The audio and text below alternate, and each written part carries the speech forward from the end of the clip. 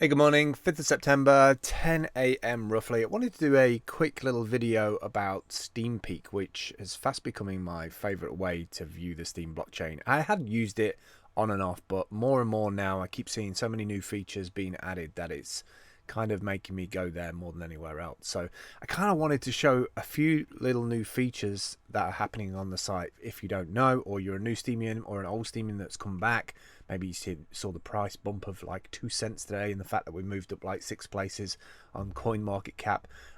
The SPS, the Steem proposal system, is actually in steempeak now, as steempeak.com/me proposals, and it's really neat.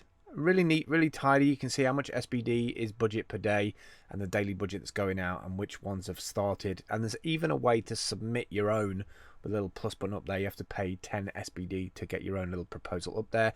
I don't know who manages the proposal system. I don't know if it's like a niche thing that only an elite few have access to, but I do like the idea that there is a business system there that people outside of the Steem blockchain can come here and effectively put in proposals for funding, which is kind of nice because so many of these funding things and grant things that you see from the EU have always been a bit of a long-winded thing or a bit of a scam, or they wanted stupid like information that took ages and ages and ages. I just feel like having this on a decentralized blockchain just leapfrogs that whole methodology, because it's always going to be a small group of people who have access to the funds.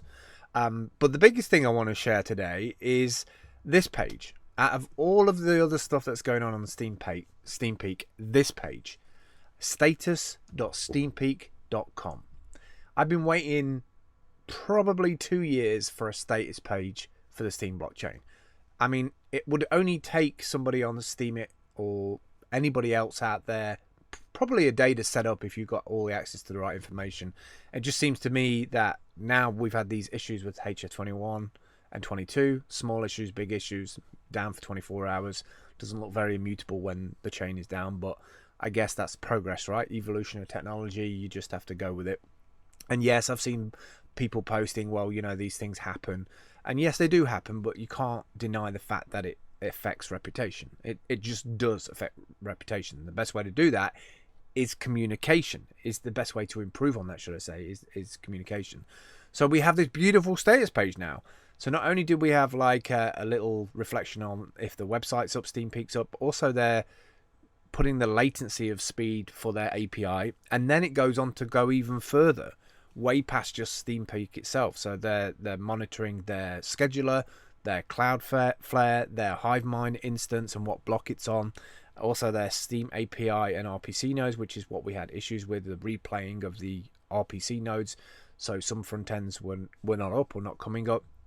And even Steem Engine and Scottbot is listed at the bottom. I just wanted to give a massive props to Steempeak. They're doing some incredible work over there. I really wish in some ways that Steempeak was the #1 front end, or we had a system where we were just revolving around the front end so that people coming to the Steem blockchain for the first time, every time they loaded like Steemit or Steempeak or Busy, that it kind of gave them the option, like it went to a portal page of selecting their front end.